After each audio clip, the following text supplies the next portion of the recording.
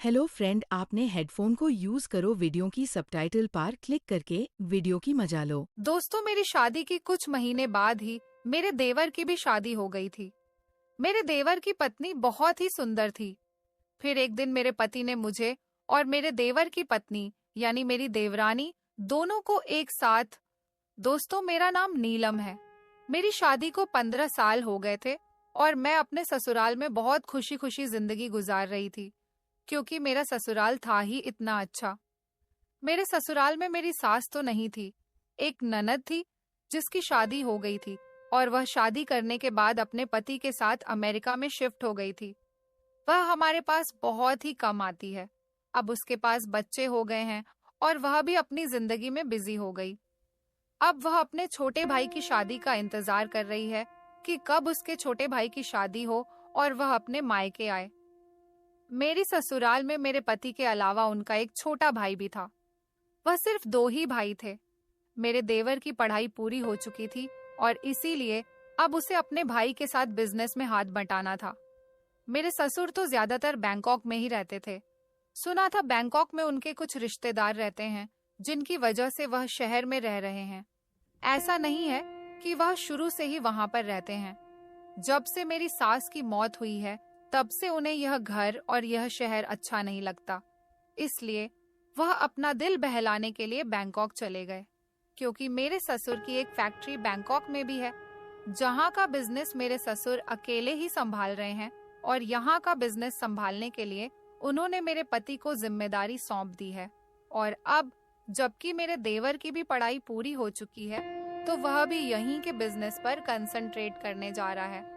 यहाँ का सारा पैसा और सारी प्रॉपर्टी और सारा बिजनेस मेरे पति के ही नाम पर है, क्योंकि मेरे ससुर ने मेरे पति को जब बिजनेस करवाया था तो वह ज्यादा नॉलेज नहीं रखते थे और ना ही ज्यादा कामयाब थे। लेकिन उन्होंने अपने पिता के छोटे से कारोबार को बड़े से बिजनेस में तब्दील कर दिया। इस बात से मेरे ससुर बहुत खुश हुए थे। यह मेरे पति की काबिलियत ही तो थी जो रंग ले आई थी। अब मेरे ससुर चाहते थे कि उनका छोटा बेटा भी इसी तरह से कामयाब बने और फिर उसके बाद उसके नाम पर भी उसकी मेहनत का सारा बिजनेस कर दे। घर के सारे बड़े फैसले मेरे ससुर जी ही लिया करते थे, मगर अब ससुर जी ने मेरे पति को इस घर का बड़ा बना दिया था। इसलिए घर में ज्यादातर मेरे पति की ही चलती थी। मेरे 2 बच्चे थे, एक 5 साल की बेटी और एक 8 साल का बेटा। इन 15 सालों में मुझे मेरी ससुराल से बहुत प्यार मिला था। ससुर ने हमेशा पिता की तरह मेरे सर पर हाथ रखा था, जबकि देवर अपनी माँ के ना होते हुए मुझे अपनी माँ के समान समझता था। और ननद भी बहुत अच्छी थी। मेरे ससुर बैंकॉक भले ही चले गए हैं, मगर फोन पर हालचाल लेते रहते हैं। मेरी ननद भी ऐसी ही है। अमेरिका जाने के बाद हम लोगों से बहुत प्यार करती है और हमेशा हमारे हालचाल पूछती रहती है। इतना प्यार करने वाला ससुराल मुझे मिला था। मैं ससुराल में बहुत खुश थी और खुशी खुशी मैंने इस घर में अपनी जिंदगी के 15 साल गुजार दिए थे। ये 15 साल मेरे किस तरह गुजर गए मुझे पता ही नहीं चला। मेरे ससुराल में किसी चीज की कोई कमी नहीं थी, जबकि मैंने भी इस घर में आकर बहू नहीं बल्कि बेटी बनकर दिखाया था। सबका ख्याल खूब अच्छी तरह से रखा था, इसीलिए सब मुझसे बहुत प्यार करते थे। मेरे बच्चे भी बहुत अच्छे थे। मैं अपने बच्चों की परवरिश अच्छे तरीके से कर रही थी, उनको अच्छे संस्कार दे रही थी। छोटी उम्र में ही मैंने उनको बड़ों का आदर सम्मान करना सिखाया था, बड़ों की आज्ञा का पालन करना सिखाया था। अपने पोता पोती के इतने अच्छे संस्कार देखकर मेरे ससुर जी भी बहुत खुश हुआ करते थे। कभी कभी इधर का चक्कर भी लगा लिया करते थे, मगर अब तो पिछले 2 साल से वह यहाँ आए ही नहीं थे। उनका कहना था कि उनके पीछे कंपनी में कुछ लोग ऐसे हैं जो काम पर ज्यादा ध्यान नहीं देते, जिस वजह से मेरे ससुर जी ने हम लोगों के पास आना जाना बंद कर दिया था, क्योंकि उन्हें हमारे साथ साथ अपने बिजनेस के भी बहुत ज्यादा फिक्र रहती थी। और यह बिजनेस ही तो था जिसकी वजह से हम लोगों की जिंदगी हर फैसिलिटी के साथ गुजर रही है। इंसान के पास पैसा होता है तो वह अपनी जिंदगी को अपने मुताबिक जी सकता है, इसलिए हमें अपने काम और पैसे की कदर करनी चाहिए। मेरे ससुर की भी कुछ यही शब्द होते थे जो मैं आज आप लोगों के सामने कह रही हूँ। मेरे ससुर तो मुझ पर इतना भरोसा करते थे कि अपने पूरे घर को मेरे हवाले करके चले गए थे। उन्होंने अब मुझ पर एक नई जिम्मेदारी का बोझ भी डाल दिया था। वह यह था कि मुझे अपने देवर के लिए किसी अच्छी लड़की की तलाश करनी है। मेरे ससुर जी का कहना था कि तुम्हें अपने देवर के लिए बिल्कुल अपने ही जैसी देवरानी चुनकर लानी है। तुम्हारे जैसी एक और बहू इस घर में आ जाएगी तो घर में डबल रौनक हो जाएगी। क्योंकि मेरे ससुर जी ने मेरे पति की शादी भी उनकी पढ़ाई पूरी होने के बाद ही कर दी थी। हमारे पास भगवान का दिया सब कुछ है। मेरा देवर अगर देर से भी बिजनेस में परफेक्ट होगा तब भी कोई बात नहीं होगी। मगर मैं बहुत कंफ्यूज हो रही थी क्योंकि मैंने आज तक कभी ऐसा कुछ नहीं किया था। हालांकि मेरे दोनों भाइयों की भी शादी हुई थी। मेरे दोनों भाइयों ने अपनी पसंद के बारे में बता दिया था और मेरी मम्मी उनके घर पर रिश्ता लेकर पहुंच गई थी। इस तरह मेरे भाइयों की शादी हुई थी। जब लड़कियों को हमने देखा तो हमें भी कोई एतराज नहीं हुआ था क्योंकि मेरे भाइयों ने अच्छी लड़कियां पसंद की थी। लेकिन मैं अपने देवर के लिए लड़की देखने पर बहुत ज्यादा कंफ्यूज हो रही थी। मेरी कोई छोटी बहन भी नहीं थी, वरना मैं अपने देवर की शादी उसके साथ करवा देती। मेरे देवर को भी कोई लड़की पसंद नहीं थी। इस मॉडर्न जमाने में भी उसकी कोई गर्लफ्रेंड नहीं थी। उसका कहना यही था कि भाभी आप मेरे लिए सिर्फ अपने ही जैसी लड़की तलाश करो।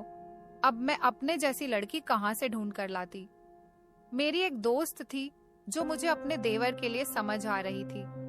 मैंने जब उसके घर जाकर उसके पेरेंट्स से उसके रिश्ते के लिए कहा तो उसके घर वालों ने बताया कि उन्होंने उसका रिश्ता अभी कुछ दिनों पहले ही फिक्स किया है और उसका रिश्ता भी अच्छी जगह पर तय हुआ है, उसकी पसंद के मुताबिक ही, इसलिए वो लोग अपना फैसला नहीं बदल सकते। अब जो करना था वह मुझे ही करना था। मेरे देवर ने तो मुझे बहुत मुश्किल में डाल दिया था। मैंने कुछ लोगों से कह दिया था कि मुझे अपने देवर के लिए अच्छी सी लड़की की तलाश है जो देखने में खूबसूरत हो, संस्कारी हो, पढ़ी लिखी हो और हमारे घर में हम लोगों के साथ अच्छी तरह से एडजस्ट हो सके। कोई ऐसी ही समझदार लड़की चाहिए।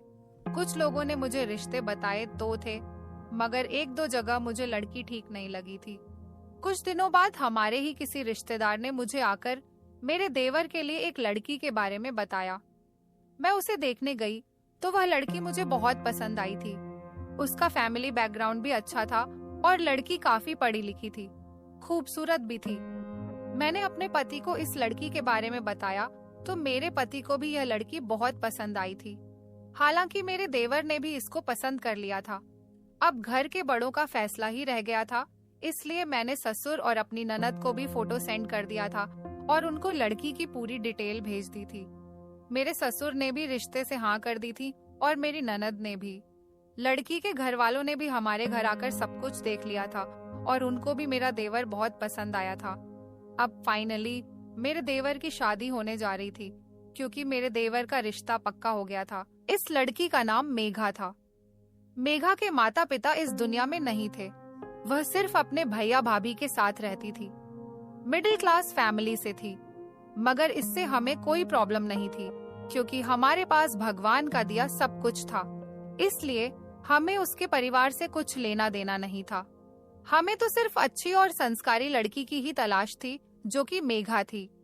उसके अंदर हमारी पसंद के मुताबिक सारी क्वालिटीज थी और इस वजह से ही वह हमारे घर में सबको बहुत पसंद आई थी। उन लोगों की एंगेजमेंट हो गई थी। अब शादी के दिन करीब आ गए थे तो घर में रौनक हो गई थी। घर में सारे ही मेहमान जमा थे। अब सिर्फ देवरानी के घर आने का इंतजार था। मेरे ससुर और ननद भी हमारे घर पर आए हुए थे। घर में चारों तरफ खुशियां ही खुशियां फैली हुई थी और बहुत खुशी और मोहब्बत के साथ हम अपनी देवरानी को अपने घर ले आए थे। मेरी देवरानी और मेरे देवर की जोड़ी बहुत अच्छी लग रही थी और वह उसके साथ बहुत खुश थी। सब लोगों को मेरी देवरानी बहुत पसंद आई थी और सब इस बात से बहुत खुश थे कि उसको मैं ही पसंद करके लाई थी और उसकी बहुत ज्यादा तारीफ भी कर रहे थे। बस आपको मेरी देवरानी को मुझ जैसी ही उम्मीदें थी कि वो इस घर में मेरी तरह ही रिश्ते को निभाए, जैसे मैंने इन 15 सालों में अपने पूरे परिवार को मोहब्बत से जोड़कर रखा था। मेरी देवरानी भी कुछ इस तरह ही हमारे घर में अपनी जिंदगी गुजारेगी। तो इस तरह घर में कभी भी लड़ाई झगड़े नहीं होंगे और सब लोग एक साथ हमेशा प्रेम से रहेंगे। मुझे शादी की बहुत थकान हो गई थी। हालांकि हमारे घर में बहुत सारे नौकर भी थे, लेकिन लोगों को इनविटेशन देना और दुल्हन की सारी शॉपिंग तो मैंने ही की थी, इसलिए मैं बहुत थक गई थी।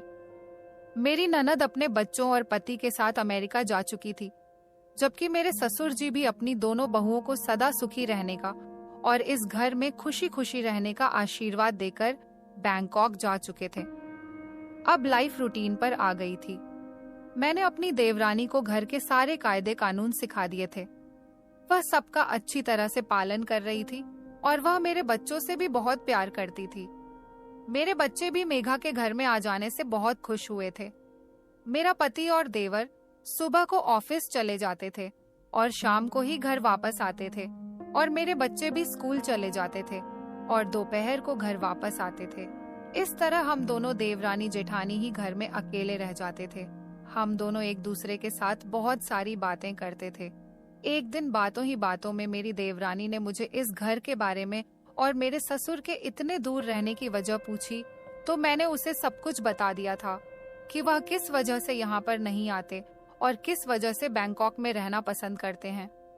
मेरी देवरानी मुझसे मेरे इन पूरे 15 सालों की स्टोरी जानना चाहती थी कि मैंने इस घर में किस तरह से और कैसे कैसे इस घर को संभाला। तो मैंने उसे सब कुछ बता दिया था और बताया कि मेरे पति मुझसे कितना प्यार करते हैं, मेरी कितनी इज्जत करते हैं। हालांकि मुझसे मेरे पति ही नहीं, मुझसे मेरा पूरा परिवार प्यार करता है। यह बात तो मेरी देवरानी अच्छी तरह से जान चुकी थी, क्योंकि मेरे ससुर उसके सामने मुझे बहुत वैल्यू दे रहे थे। मेरे ससुर देवर की शादी के एक हफ्ते बाद जब पूरे दिन हमारे यहाँ अपनी दोनों बहुओं के साथ रहे, तो सबसे ज्यादा वैल्यू मुझे ही दे रहे थे। मुझे लग रहा था कि वो इस बात का बुरा मान रही है। ऐसा इसलिए भी था क्योंकि घर की सारी जिम्मेदारी पहले से ही मुझ पर थी। वो अभी नई नई थी, कुछ जानती भी नहीं थी, इसलिए ससुर जी हर काम को मुझसे ही कह रहे थे। मगर मैंने सोच लिया था कि धीरे धीरे वो भी इस घर के कायदे कानून समझ जाएगी और इस घर में रहते रहते इस घर के हर तौर तरीके को सीख जाएगी, तो मेरे ससुर जी भी मेरी तरह उसे भी वैल्यू देने लगेंगे। फिर उसके दिलो दिमाग में कोई गलत फहमी नहीं रहेगी। जिंदगी इसी तरह से गुजर रही थी और मेरी देवरानी की शादी को 1 महीना हो गया था। मेरा देवर देवरानी के सामने मुझे बहुत वैल्यू देता था, क्योंकि वह मेरी शुरू से ही बहुत इज्जत करता था और मेरा हर कहना मानता था। उसे लगता था कि मैं उसकी माँ समान हूँ। इसलिए 1-2 बार जब वह मेरी देवरानी को उसके मायके लेकर गया था, तो मुझसे ही परमिशन लेकर गया था। मैं उन दोनों पर किसी तरह की रोक टोक नहीं करती थी। मैं मेघा को अपनी बहन की तरह समझती थी, जबकि मैं खुद अपने देवर से कहती थी कि इसे कहीं घुमाने के लिए ले जाया करो। मगर इन दिनों मेरे पति ने देवर को एक बड़ा प्रोजेक्ट दिया हुआ था। वह उस पर काम कर रहा था, इसलिए उसका सारा ध्यान प्रोजेक्ट पर था। वह अपनी पत्नी को सिर्फ उसके मायके तक ही लेकर जाता था, क्योंकि वहां पर थोड़ी बहुत देर ही लगती थी। वो दोनों अभी हनीमून पर भी नहीं गए थे। मेरे देवर का कहना था कि जैसे ही उसका प्रोजेक्ट कंप्लीट हो जाता है, वह अपनी पत्नी को हनीमून पर लेकर जाएगा। एक दिन मेरे पति और मेरा देवर दोनों ही ऑफिस से जल्दी घर आ गए थे। मेरे पति की आदत थी कि वो घर आते ही मुझे सबसे पहले गले लगाया करते थे, और मेरे देवर की आदत थी कि वो घर आते ही सबसे पहले मेरे पैर छुआ करता था। उस दिन भी घर आते ही सबसे पहले मेरे पति ने मुझे गले से लगाया और उसके बाद मेरे देवर ने मेरे पैर छुए। मेरी देवरानी यह सब कुछ बड़ी हसरत भरी नजरों से देख रही थी, क्योंकि मेरे पैर छूने के बाद ही देवर उसको गले लगाने के लिए गया था। अचानक ही बातें करते करते उसका मूड ऑफ हो गया। तभी मेरे देवर ने कहा कि चलो भैया, भाभी आज हम लोग ऑफिस से जल्दी घर आ गए हैं, इसलिए हम सब लोग कहीं बाहर घूमने के लिए चलते हैं। मेरी कुछ तबीयत ठीक नहीं थी, इसलिए मैंने अपने देवर से कहा कि तुम लोग ही चले जाओ, मेरी तबीयत ठीक नहीं है, मैं घर पर रहकर आराम करना चाहती हूँ। मेरे पति ने भी कह दिया कि हाँ तुम लोग चले जाओ, हम लोग फिर कभी चलेंगे। इस तरह वह दोनों अपने कमरे में तैयार होने के लिए चले गए थे और मेरा पति भी फ्रेश होने के लिए अपने रूम में चला गया था, मगर मैं बच्चों के साथ हॉल में ही बैठी उनको पढ़ा रही थी। जब थोड़ी देर के बाद वह दोनों तैयार होकर आए, तो मेरे देवर ने दोबारा से मुझसे परमिशन ली थी कि भाभी हम लोग जा रहे हैं। मैंने उसे कहा कि हाँ हाँ तुम लोग जाओ और अपना ध्यान रखना। मेरा इतना ही कहना था कि मेरी देवरानी के चेहरे के एक्सप्रेशन बदल गए और उसने अपने पति की तरफ देखते हुए कहा, क्या इस घर में हर काम भाभी की परमिशन से ही होता है? उसकी यह बात सुनकर मेरे भी होश उड़ गए थे, जबकि मेरे देवर के चेहरे पर मुझे उसकी पत्नी की बातों से कुछ शर्मिंदगी नजर आने लगी। मैंने मेघा से कहा, अरे नहीं नहीं मेघा, यह तो बस ऐसे ही मुझसे मजाक करता रहता है। अच्छा तुम दोनों जाओ और आराम से घूम फिर कर आना। इस तरह वो दोनों चले गए, मगर अपनी देवरानी की बात से मेरे चेहरे पर उदासी छा गई थी। मगर फिर मैंने इस बात को इग्नोर कर दिया और मैं अपने कमरे में आ गई थी। काफी रात हो गई थी, मेरे बच्चे भी खाना खाकर सो चुके थे और मैं भी बस लेटने के लिए ही जा रही थी। सारे नौकर भी अपने क्वार्टर में चले गए थे, मगर मेरे देवर देवरानी अभी तक नहीं आए थे। थोड़ी देर के बाद जब मैंने अपने देवर को कॉल की तो उसने कहा कि बस हम लोग 10 मिनट में घर आ ही रहे हैं, और ठीक 10 मिनट के बाद वो लोग घर आ गए थे। मेघा का मूड बहुत खराब था। उसने मुझसे कोई बात नहीं की और वह सीधा अपने कमरे में चली गई। मैंने अपने देवर से पूछा था कि मेघा को कुछ हुआ है क्या, उसका मूड तो ऑफ लग रहा है। मेरा देवर कहने लगा, नहीं नहीं भाभी, कुछ भी नहीं हुआ वहां पर, तो हम लोगों ने खूब एंजॉय किया उसकी, बस थोड़ी तबीयत ठीक नहीं है इसलिए आपको ऐसा लगा होगा। मैंने सोचा इन लोगों ने खूब मस्ती की होगी इसलिए वह थक गई होगी, और मुझे ऐसा लगा कि उसका मूड ठीक नहीं है। फिर मैंने इस बात को इग्नोर कर दिया और अपने कमरे में आकर सो गई थी। अगले दिन मेघा का मूड बिल्कुल ठीक था। सुबह सुबह वह डाइनिंग टेबल पर आकर बैठ गई थी, जबकि नौकर हमें नाश्ता सर्व कर रहे थे।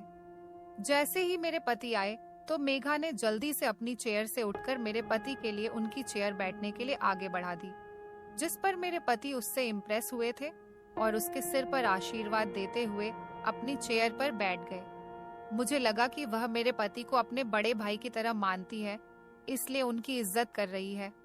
मुझे उसकी यह हरकत बहुत पसंद आई थी, क्योंकि मैं भी अपने ससुर जी को इसी तरह से चेयर पर बिठाया करती थी। फिर मेरा देवर आ गया और वह दोनों नाश्ता करने के बाद ऑफिस चले गए।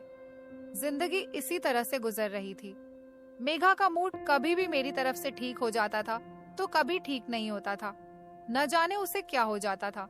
कभी कभी तो वह मुझसे इतनी हंसी मजाक की बातें करती थी और कभी ऐसी हो जाती थी जैसे वह मुझे जानती ही नहीं है। एक घर में होते हुए भी वह मुझसे पूरा पूरा दिन बात तक नहीं करती थी। मेरे ससुर जी मुझसे कॉल पर घर के हालचाल लेते रहते थे तो मैं उन्हें सब कुछ ठीक बताया करती थी, और मेघा की भी बहुत तारीफ किया करती थी कि वह बहुत अच्छी है। एक दिन मेरे पास मेरी बड़ी बहन की कॉल आ गई। उनकी बेटी की अचानक तबीयत खराब हो गई थी। वह इसी शहर में रहती थी। मैं अपनी बहन को देखने के लिए जब अस्पताल गई तो उसकी कंडीशन कुछ ठीक नहीं थी। अस्पताल में उसके साथ रुकने वाला कोई नहीं था, सिर्फ उसका पति था। लेकिन उसकी 1-2 साल की बच्ची भी थी, जिसको संभालने के लिए उसके ससुराल में तो काफी लोग थे, मगर वह अपने माता पिता से ज्यादा अटैच थी, इसलिए वह अपने पिता के साथ ही खुश रहती थी। वरना दूसरों की गोद में आने के बाद तो वह रोती रहती थी। इसलिए मैंने अपनी बहन के पति को घर जाने के लिए कहा था और कहा था कि मेरे बच्चे तो बड़े हैं, उनको मेरी देवरानी संभाल लेगी और घर में नौकर नौकरानी भी है जो उनकी देखभाल कर सकते हैं। मैं यहाँ अपनी दीदी की देखभाल कर लूंगी, आप सुबह आ जाना। मैंने अपने पति से भी अस्पताल में रुकने की परमिशन ले ली थी। इस तरह मैं अपनी दीदी के पास सारी रात अस्पताल में रही। इस शहर में हम दोनों बहनें ही एक दूसरे का सहारा थे, क्योंकि हमारा मायका तो बहुत दूर था। हम अपने मायके में कभी कभी जाते थे, लेकिन एक ही शहर में रहते हुए हम दोनों बहनें एक दूसरे से हर महीने में एक बार मिल लिया करते थे। मेरी दीदी की कंडीशन कुछ ठीक नहीं थी, इसलिए उन्होंने मुझे 1-2 दिन अपने पास ही रुकने के लिए कहा था। उन्होंने कहा था कि जब तक मैं हॉस्पिटल में एडमिट हूँ तब तक तुम मेरे पास ही रहना। मुझे दीदी के पास अस्पताल में रुकने से भी कोई दिक्कत नहीं थी। हालांकि मेरे पति ने भी कहा था कि जब तक तुम्हारी दीदी की तबीयत ठीक नहीं हो जाती तुम घर मत आना।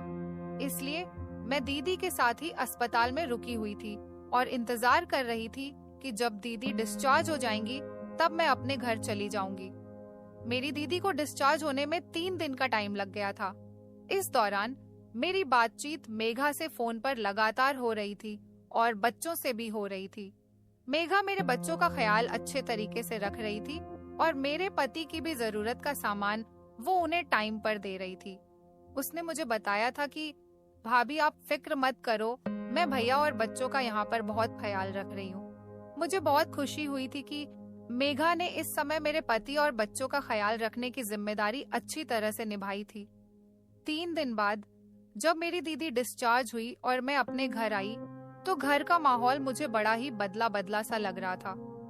सबसे ज्यादा बदले हुए मुझे अपने पति लग रहे थे, क्योंकि इन 3 दिनों में मेरे पति ऑफिस नहीं गए थे, जबकि मेरा देवर रोज ऑफिस जा रहा था। हालांकि मेरे पति की तबीयत भी ठीक थी। घर आने के बाद मुझे ये बात नौकरानी से पता चली थी। जब मैं किचन में गई और मैंने किचन के हालचाल देखे, तो एक नौकरानी मुझसे पूछने लगी, बड़ी भाभी, क्या आज भी दोपहर का खाना बड़े भैया के लिए बनाना है या नहीं? मैं उसकी बात सुनकर हैरान रह गई थी, क्योंकि मेरे पति तो अपना लंच ऑफिस में ही किया करते थे। उसकी यह बात सुनकर मैं दंग रह गई थी कि आज भी से उसका क्या मतलब था।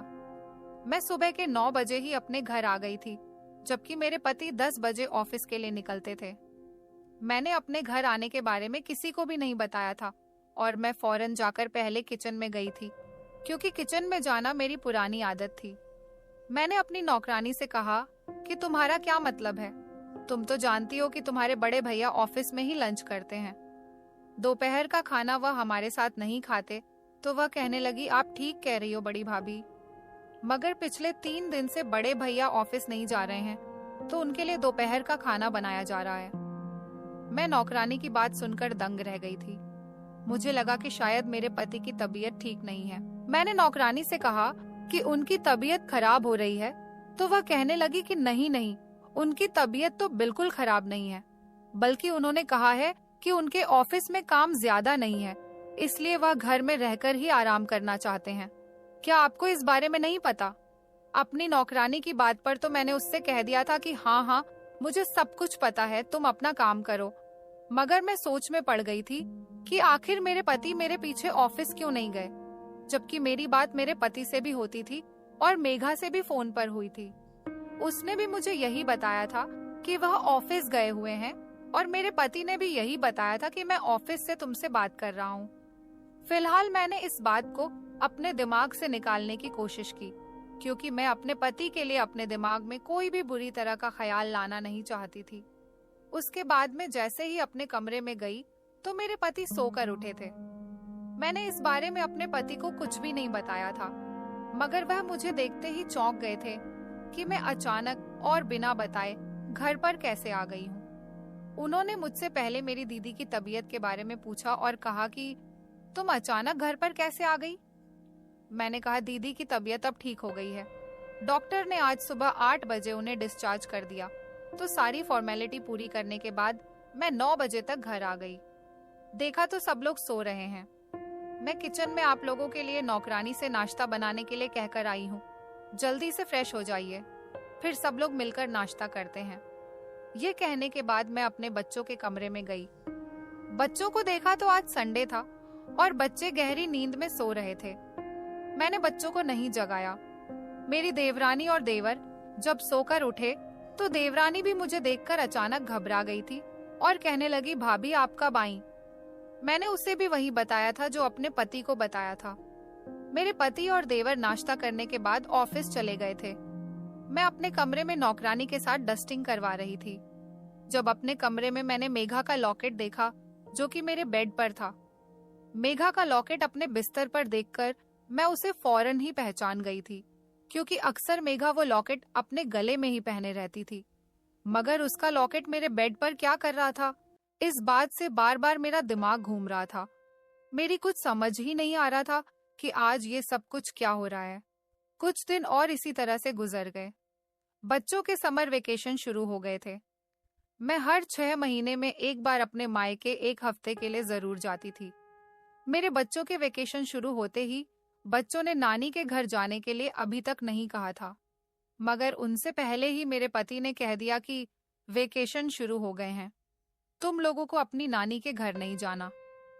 अपने पति की बात पर मैं थोड़ा हैरान हुई थी, क्योंकि हमेशा जब भी मैं अपने बच्चों के साथ मायके जाती थी, तो मेरे पति कहते थे कि तुम लोगों के बिना मेरा घर में मन नहीं लगता, और इस बार वह बच्चों के मुंह से यह बात निकलने से पहले ही खुद बच्चों से कह चुके थे कि तुम लोगों की वेकेशन शुरू हो गई है, तुम्हें अपनी नानी के घर जाना चाहिए।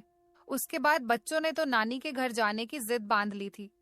मेरे पति ने भी कहा कि तुम तो हर बार जाती ही हो वेकेशन पर, इस बार भी बच्चों के साथ अपने मायके में रहकर आओ, बच्चे खुश हो जाएंगे। अपने पति के ऐसे रिएक्ट करने पर मुझे कुछ गड़बड़ी का एहसास हो रहा था।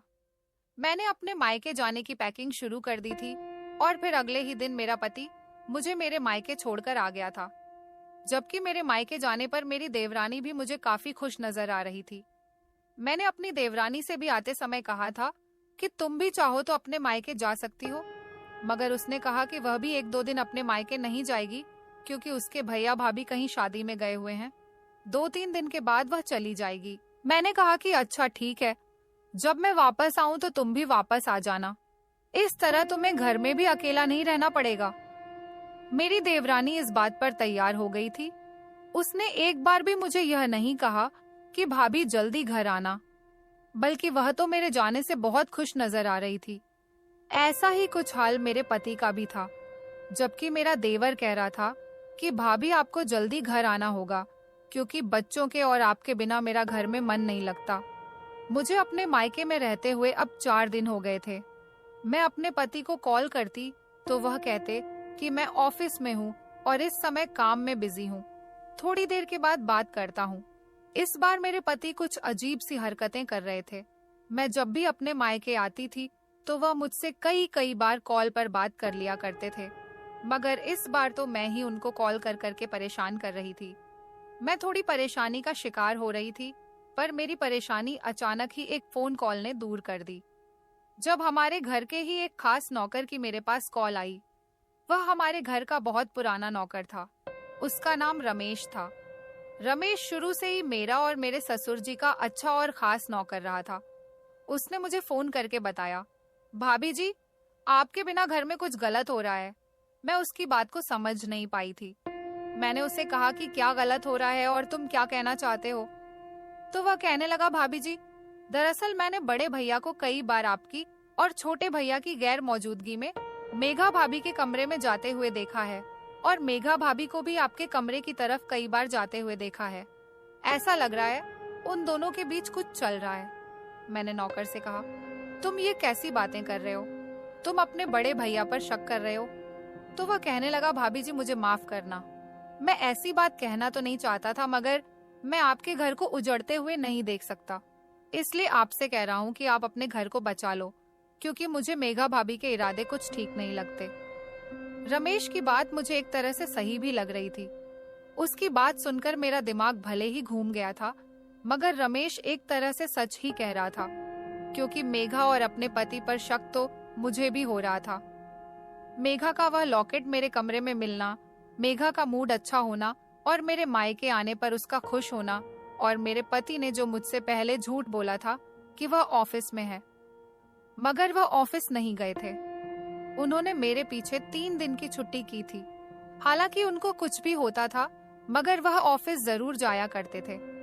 अब मुझे कुछ भी करके सच्चाई का पता लगाना ही था, इसलिए मैं जल्दी से गाड़ी में बैठ गई और अपने घर जाने लगी। बच्चों को तो मैंने यहीं पर ही छोड़ दिया था। मैं अपने घर खामोशी से पहुंची थी। इस बारे में मैंने किसी को भी नहीं बताया था। मुझे नौकर बता चुका था कि आज भी मेरा पति ऑफिस नहीं गया और अभी 4 दिन हो गए हैं। मेघा भी अपने मायके नहीं गई। मैं चोरी चुपके अपने घर में दाखिल हुई थी। दोपहर का टाइम था जब मेघा और मेरा पति एक ही कमरे में मौजूद थे। मैंने खिड़की से झांक कर देखा तो वह दोनों कुछ ऐसा कर रहे थे जिसे देखकर मेरे पैरों तले से जमीन निकल गई थी। इसका मतलब यही था कि मेरी देवरानी अपने पति को धोखा दे रही थी और मेरा पति भी मेरे साथ बेवफाई कर रहा था। और इन दोनों की इस हरकत से मैं और मेरा देवर अनजान बने रहे। मैं खामोशी से घर से वापस पलटकर अपने मायके आ गई थी। आज अपनी आंखों से यह सब कुछ देखकर मैं टूट कर रह गई थी। मैं बुरी तरह से रोने लगी थी। मैंने किसी को भी इस बारे में कुछ नहीं बताया था, क्योंकि मैं धोखे से भी अपने बच्चों तक ये खबर पहुंचने नहीं देना चाहती थी। मैंने अपने देवर को फोन करके सब कुछ बता दिया था। फिर मेरे देवर ने मुझे कुछ ऐसी बात बताई जिसे सुनकर मैं चौंक गई थी। उसने बताया कि शक तो मुझे भी मेघा पर काफी दिनों से हो रहा है, मगर भाभी मुझे यह नहीं पता था कि वह मेरे ही भैया के साथ अफेयर में है। आज मेरी बात सुनने के बाद उसके लिए भी ये बात क्लियर हो गई थी कि मेघा का किसी के साथ अफेयर चल रहा है। मेरा पति ऑफिस में अपने भाई को यह कहकर घर आता था कि उसकी तबीयत ठीक नहीं है और वह आराम करने के लिए घर जा रहा है, मगर इस दौरान वो दोनों रंगरलियां मना रहे होते थे। हम दोनों बहुत परेशान थे। एक हफ्ता पूरा होने के बाद मैं अपने बच्चों को लेकर घर आ गई थी। मेरा अपने पति और देवरानी से बात करने का बिल्कुल मन नहीं कर रहा था, मगर अब हम उन दोनों को रंगे हाथ पकड़ना चाहते थे, इसलिए मुझे भी और मेरे देवर को भी उन दोनों की तरफ से अपना मूड ठीक करना ही था। मेरी रातें अब रो रो कर गुजर रही थी। मेघा मुझे बहुत बुरी लगने लगी थी। उसने मेरे अच्छे भले पति को अपनी तरफ खींच लिया था। मेरा पति जो घर आते ही सबसे पहले मुझे प्यार से गले लगाता था, अब वह मुझसे दूर दूर रहने लगा था और मुझे इग्नोर करने लगा था। हम दोनों देवर भाभी ने प्लान बनाया था कि हम इन दोनों को रंगे हाथ पकड़ेंगे। मैं अब काफी दिनों से घर में ही थी। बच्चों की वेकेशन भी पूरे हो चुके थे। मेरी दीदी की तबीयत भी ठीक थी, इसलिए मुझे घर से कहीं नहीं जाना था। मैं काफी दिनों से घर में ही थी। मेरे पति और मेघा को एक दूसरे से मिलने का मौका नहीं मिल रहा था, इसलिए मैं अब उन दोनों को मौका देना चाहती थी ताकि मैं उन्हें मौके पर पकड़ सकूं। मैंने अपनी देवरानी से कह दिया था कि मैं थोड़ी देर के लिए अपनी बहन के घर जा रही हूँ। इस दौरान मेरे पति ऑफिस गए हुए थे। मेघा मेरी बात सुनकर खुश हो गई थी। मेरे बच्चे इस समय ट्यूशन गए हुए थे। मैंने घर से निकलते ही अपने देवर को कॉल कर दी थी। वह जानता था कि उसकी पत्नी उसके बड़े भैया को कॉल जरूर करेगी और उसका भाई ऑफिस से कोई ना कोई बहाना करके घर जरूर आएगा, और ऐसा ही हुआ था। मेरे पति ने घर से अपनी एक जरूरी फाइल लाने के लिए कहा कि वह थोड़ी देर के लिए घर जा रहा है। मेरा देवर समझ चुका था कि मेरा पति किस लिए घर जा रहा है, इसलिए हम दोनों ही उनको एक साथ पकड़ने का मौका ढूंढ रहे थे और फाइनली वो मौका आ गया था। मेरा पति घर आते ही घर में मेघा को अकेला पाकर उसके गले लग गया और कहने लगा कि मैं अपनी पत्नी से ज्यादा तुमसे प्यार करता हूँ। मैं नहीं जानता था कि तुम मुझे मेरी पत्नी से भी ज्यादा सुख दे सकती हो। उसकी तो अब उम्र हो चुकी है, उसने 2-2 बच्चे पैदा कर लिए। अब उसमें वो मजा नहीं रहा जो तुम में है। मेरी देवरानी कहने लगी कि मैं भी आपसे बहुत प्यार करती हूँ। मुझे नहीं पता था कि आपका छोटा भाई इतना बेवकूफ है। वो बिजनेस एक्सपीरियंस में तो आपसे कम है ही, मगर स्मार्टनेस में भी आपसे कम है। अच्छा, अब जल्दी से कमरे में चलते हैं, कहीं आपकी पत्नी ना आ जाए। यह कहकर वो दोनों कमरे में चले गए। मैं और मेरा देवर छुपकर उनकी सारी बातें सुन रहे थे और हम कमरे के बाहर जाकर खड़े हो गए। वो दोनों जैसे ही कमरे में गए और एक दूसरे के करीब हुए तो हमने उन्हें मौके पर पकड़ लिया था। इस तरह वो दोनों हम दोनों को देखकर घबरा गए थे। मेघा और मेरे पति के चेहरे का रंग तो पूरी तरह से उड़ चुका था, मगर मुझे अपने पति को देखकर बहुत अफसोस हो रहा था। मेरी आंखों में आंसू आ गए थे। मैं यह सब कुछ बर्दाश्त नहीं कर सकती थी, इसलिए मैंने रोना शुरू कर दिया।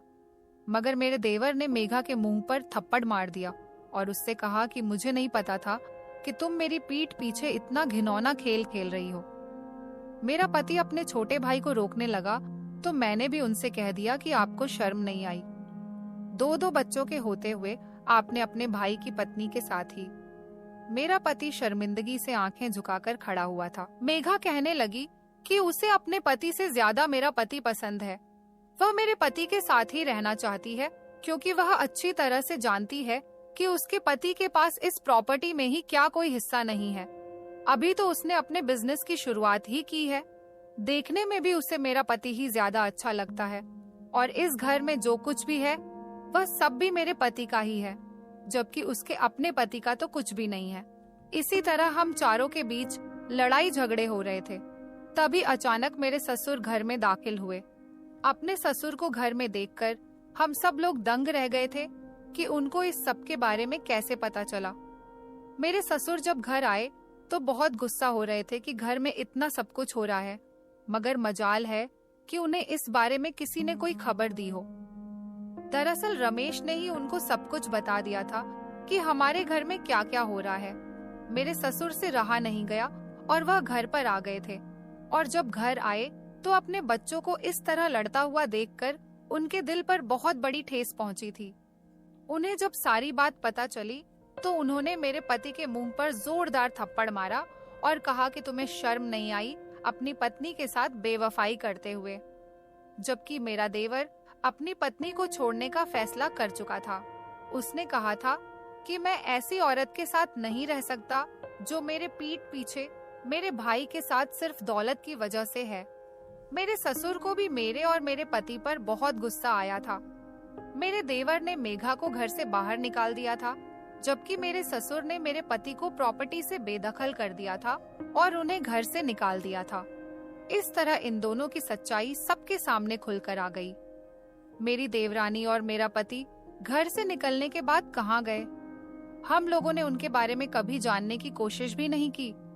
मैं चाहती तो अपने पति को माफ कर सकती थी, मगर मैंने अपने पति को इसलिए माफ नहीं किया क्योंकि वह मेघा के साथ काफी हद तक गिर चुके थे और मेघा कोई और लड़की नहीं बल्कि उनके छोटे ही भाई की पत्नी थी। ऐसा ही कुछ हाल मेरे देवर का भी था। हम उन दोनों के साथ जिंदगी नहीं गुजार सकते थे क्योंकि हम एक ही फैमिली का हिस्सा थे। अगर हम उन दोनों को माफ भी करते तो शायद एक साथ हम चारों नहीं रह सकते थे।